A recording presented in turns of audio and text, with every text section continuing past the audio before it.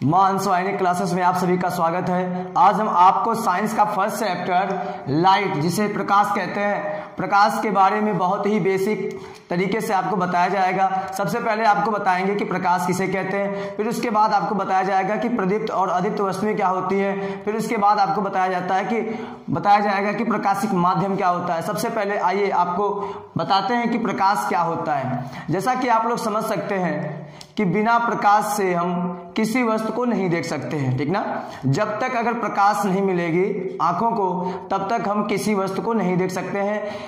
अगर अंधेरा कमरा है जिसमें प्रकाश है ही नहीं, वहां पे हम किसी भी वस्तु को नहीं देख सकते। जैसे अगर यहाँ पे ही उजाला नहीं रहे, यहाँ पे प्रकाश ना रहे, उजाला का मतलब एक प्रकार से प्रकाश ही है। अगर यहाँ पे प्रकाश नहीं रहेगी तो यहाँ पे हम इस व्हाइट बोर्ड को भी नहीं देख सकते हैं, यहाँ तक कि आप हमको भी नहीं देख सकते हैं, ठीक ना। तो प्रकाश क्या होता है? प्रकाश एक ऐसी ऊर्जा होती है जो हमारी आंखों को जागृत कराती है। इसका मतलब ये है कि जब प्रकाश हमारी आंखों पे पड़ती है, तो हमारी आंखें जो होती हैं इसको एक एनर्जी मिलती है जिससे हम किसी वस्तु को देख सकते हैं, ठीक है। तो प्रकाश एक प्रकार की ऊर्जा है जो हमारे दृष्टि ज्ञान को जागृत करती है, या हमारी आंखों को जागृत कराती है, या हमारी आंखों को जगाती है, ठीक ना। तो एक प्रकार की ये क्या है? ये एक प्रकार की ऊर्जा है और ये हमारी आंखों को दृष्टि ज्ञान को क्या करती है? जागृत कराती है। उसके बाद हम आपको बताते हैं कि प्रदीप्त वस्तुएं क्या होती हैं। प्रदीप्त वस्तुएं जो होती हैं, प्रदीप्त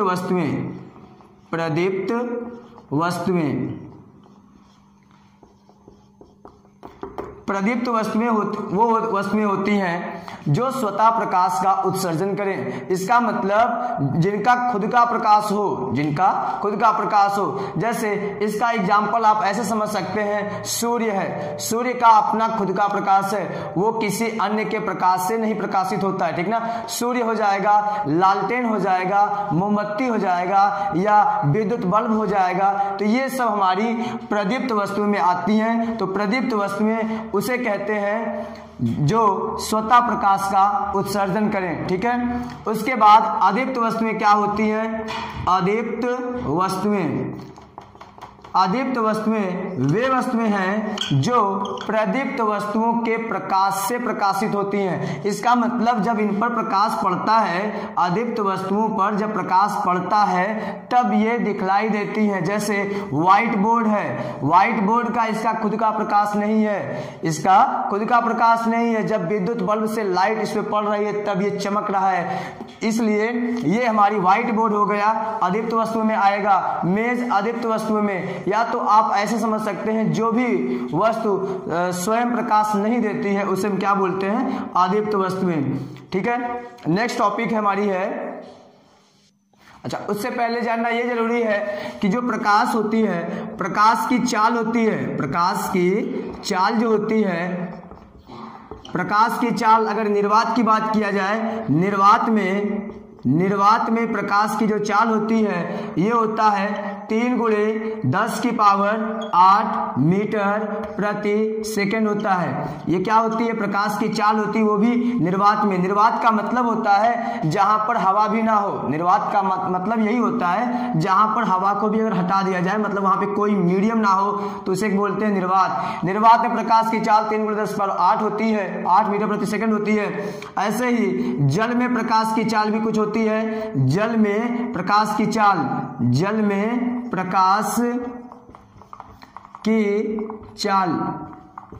फिर उसके बाद कांच में प्रकाश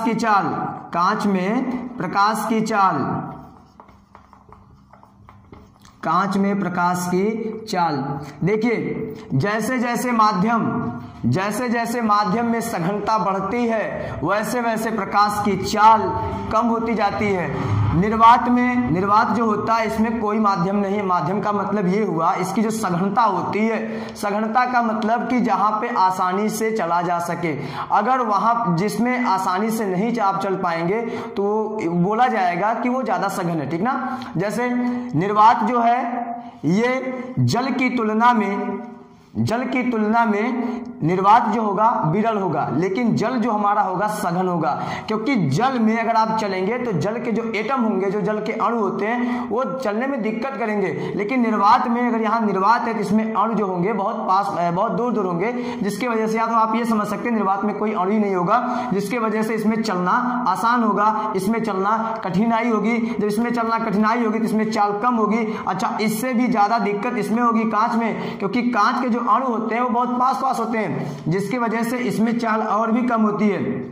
निर्वात में चाल हमारी सबसे ज्यादा होगी, 3 × 10⁸ मीटर प्रति सेकंड होता है। फिर उसके बाद जल में प्रकाश की जो हमारी चाल होती है, जल में प्रकाश की चाल जो हमारी होती है, रुकिए इसको देखिए ऊपर लिखते हैं, इसको देखिए यहाँ पे लिख रहे हैं, जल में प्रकाश की जो हमारी चाल होती है 2.25 × 10⁸ मीटर प्रति सेकंड होती है। ठीक है, ऐसे कांच में प्रकाश की चाल जो होती है, कांच में प्रकाश की चाल जो होती है वो होती है 2 × 10⁸। इसको आप हटा भी सकते हैं, ठीक ना, इसको आप हटा भी सकते हैं, इसको लिख सकते हैं 2 × 10⁸ मीटर प्रति सेकेंड। अगर आप इसको किलोमीटर प्रति घंटे में अगर बदलना चाहते हैं तो यहां से 3 0 आप ले लीजिए, तो इसको आप किलोमीटर प्रति घंटे में ऐसा लिख सकते हैं 3 × 10⁵। देखिए 3 0 यहां चला गया, 3 × 10⁵। अब ये हो गया किलोमीटर प्रति सेकेंड, किलोमीटर प्रति सेकेंड। इसका मतलब आप समझ सकते हैं क्या होगा, इसका मतलब ये होगा कि 1 सेकेंड में प्रकाश की जो चाल होती है, 1 सेकेंड में जो प्रकाश चलती है वो 3 लाख किलोमीटर जाती है। सिर्फ 1 सेकेंड में बताइए, अगर वो 3 लाख किलोमीटर जाती है उसकी स्पीड कितनी होगी। निर्वात में सबसे ज्यादा होती है। ऐसे उसके बाद जल में प्रकाश की चाल को हम बताएं, देखिए ये होता है, तो इसको आप अगर किलोमीटर प्रति घंटे में लिखेंगे तो हो जाएगा 2.25 × 10⁵ किलोमीटर प्रति सेकंड हो जाएगा। अगर मीटर प्रति सेकंड में बोलेंगे तो 10⁸ बोलना होगा। ऐसे ये कांच में प्रकाश की चाल जो होती है 2 × 10⁸ मीटर प्रति सेकंड होती है। अगर आप इसे किलोमीटर प्रति सेकंड में बोलना चाहते हैं तो यहाँ पे 10⁵ हो जाएगा, मीटर प्रति सेकंड में हो जाएगा। अगर आप इसे किलोमीटर प्रति घंटा में बोलना चाहते हैं तो सेकंड वाले को घंटे में बदलना पड़ेगा। ठीक है, प्रदीप्त वस्तुओं को आपको बता दिया गया, प्रदीप्त वस्तुएं को ल्यूमिनस बॉडीज बोलते हैं और अदीप्त वस्तुओं को नॉन ल्यूमिनस बॉडीज बोलते हैं। फिर उसके बाद हम आते हैं, आपको बताते हैं प्रकाशिक माध्यम। ठीक ना, प्रकाशिक माध्यम क्या होता है। प्रकाशिक माध्यम जिसे बोलते हैं ऑप्टिकल मीडियम। ऑप्टिकल मीडियम का मतलब होता है जिस माध्यम से प्रकाश जाएगी उसे बोलेंगे ऑप्टिकल मीडियम। जैसे अगर प्रकाश की किरण जल से जा रही है तो वो जल जो हमारा होगा ऑप्टिकल मीडियम का काम करेगा। अगर निर्वात से जा रही है तो निर्वात जो हमारा होगा ऑप्टिकल मीडियम का काम करेगा। तो प्रकाशिक माध्यम वो होता है जिस माध्यम से प्रकाश की किरण जाती है, उसे क्या बोलते हैं, प्रकाशिक माध्यम बोलते हैं। जो प्रकाशिक माध्यम होता है इसको 3 पार्ट में डिवाइड किया गया है। प्रकाशिक माध्यम को 3 पार्ट में डिवाइड किया गया है। एक तो होता है पारदर्शक, एक होता है पारदर्शक, एक होता है पारदर्शक और एक होता है पारभाषक, एक होता है पारभाषक और एक होता है अपारदर्शक, एक होता है अपारदर्शक। तो पारदर्शक का मतलब होता है ट्रांसपेरेंट, ट्रांसपेरेंट। ठीक है, फिर उसके बाद पारभाषक का मतलब होता है ट्रांसल्यूसेंट। ठीक है, उसके बाद अपारदर्शक का मतलब होता है ऑब्क्यू, ऑब्क्यू। ठीक है, पारदर्शक क्या होता है और पारभाषक क्या होता है और अपारदर्शक क्या होता है, बारी बारी से आपको बताते हैं। देखिए पारदर्शक जो होता है इसमें वह माध्यम आता है जिसमें से प्रकाश का अधिकांश भाग आर पार चला जाए। पारदर्शक उसे बोलेंगे जिसमें से प्रकाश का अधिकांश भाग आर पार चला जाए, जैसे जल हो गया, कांच हो गया। ठीक है, निर्वात भी बोल सकते हैं। ये सब क्या होंगे, पारदर्शक होंगे। लेकिन पारदर्शक में जो निर्वात होता है, निर्वात भी हमारा पारदर्शक ही होता है। निर्वात क्या होता है? पारदर्शक ही होता है। लेकिन निर्वात जो हमारा पारदर्शक है ये हमारा 100% है। 100% का मतलब इससे जो प्रकाश की किरण जाती है वो 100% जाती है। मतलब अगर एक माध्यम से पड़ेगी तो वो दूसरे माध्यम में आर पार पूरा 100% पड़ती है। ऐसे पारभाषक जो होता है, पारभाषक में क्या होता है? जिसमें से प्रकाश का केवल आंशिक भाग आर पार जाता है उसे क्या बोलेंगे? पारभाषक, जिसे इंग्लिश में बोलते हैं ट्रांसलूसेंट।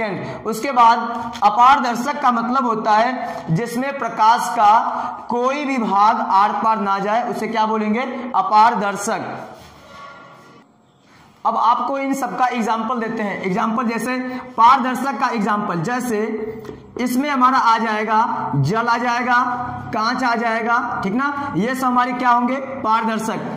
पारभाषक में क्या होगा? जैसे घिसा हुआ कांच, अगर ये कांच है, कांच को अगर हम घिस देते हैं उसमें लाइनिंग पड़ जाएगी और जो प्रकाश की किरण होगी पूरी आर पार नहीं जाएगी, तो ये हमारा हो जाएगा पारभाषक कहलाएगा। इसका मतलब घिसा हुआ कांच हमारा क्या होगा? घिसा हुआ कांच हमारा हो जाएगा पारभाषक, ठीक है। या तो आप कह सकते हैं अगर थोड़ा जल जो है जिसमें धूल मिट्टी मिल जाए, मतलब गंदा जल अगर रहेगा तो वो भी हमारा पारभाषक का काम करेगा। फिर उसके बाद अपारदर्शक जो होता है, अपारदर्शक का मतलब ही होता है जिसमें प्रकाश किरण आर पार जाए ही ना, प्रकाश का कोई भी भाग आर पार नहीं जाए, उसे हम क्या बोलेंगे? अपारदर्शक। अच्छा, अपारदर्शक को हम ये भी बोल सकते हैं कि ये क्या करती होगी कि इस पे जब प्रकाश किरण पड़ती होगी, इस पे जब प्रकाश किरण पड़ती होगी तो ये अपने अंदर उसको क्या करती होगी? अवशोषित करती होगी, जिससे प्रकाश आर पार नहीं जाती होगी। तो अपारदर्शक में हमारा आ जाएगा, जैसे हो गया लकड़ी, क्या हो गया? लकड़ी हो गया। फिर उसके बाद कोई मेटेलिक, ठीक ना, कोई मेटेलिक पदार्थ ले सकते हैं आप। फिर उसके बाद हम आपको बताते हैं नेक्स्ट प्रकाश की किरण। प्रकाश की किरण क्या है? देखिए, अगर प्रकाश एक माध्यम से, जैसे मान लीजिए यहां से यहां तक जा रही है, या एयर से वैक्यूम में जा रही हो, या तो एयर से वाटर में जा रही हो, तो अगर प्रकाश की किरण एक माध्यम से दूसरे माध्यम में जिस रेखी मार्ग से होकर जाती है उसे क्या बोलेंगे? प्रकाश की किरण बोलेंगे, ठीक है। फिर उसके बाद हमारा है प्रकाश पुंज। प्रकाश पुंज क्या होता है? प्रकाश पुंज, प्रकाश पुंज जो होता है, अगर कई प्रकाश की किरण की लाइनें अगर एक साथ चले तो उसे, उन पूरी लाइनों को मिला के हम बोलते हैं प्रकाश पुंज। इसका मतलब एक प्रकाश किरण की लाइनों के एक ग्रुप को हम क्या बोलते हैं? प्रकाश पुंज बोलते हैं। प्रकाश पुंज हमारा 3 प्रकार का होता है। प्रकाश पुंज हमारा कितने प्रकार का होता है? 3 प्रकार का होता है। एक तो होता है हमारा अभिसारी, एक तो होता है हमारा अभिसारी प्रकाश पुंज। क्या होता है? अभिसारी प्रकाश पुंज। और एक होता है अपसारी, एक होता है अपसारी प्रकाश पुंज। और थर्ड वाला होता है हमारा समांतर प्रकाश पुंज, समांतर प्रकाश पुंज। अभिसारी प्रकाश पुंज क्या होता है और अपसारी प्रकाश पुंज क्या होता है और समांतर प्रकाश पुंज क्या होता है? जो अभिसारी प्रकाश पुंज होता है, इसमें सभी प्रकाश की किरण क्या करती हैं? एक ही बिंदु पर मिलती हैं। इसमें क्या करती हैं? सभी प्रकाश किरण एक ही बिंदु पर मिलती है। जैसे हम इसका बनाते हैं फिगर, मान लीजिए यहां से प्रकाश किरण आ रही है और यहां मिली, फिर उसके बाद एक यहां से आई, फिर एक यहां से आई,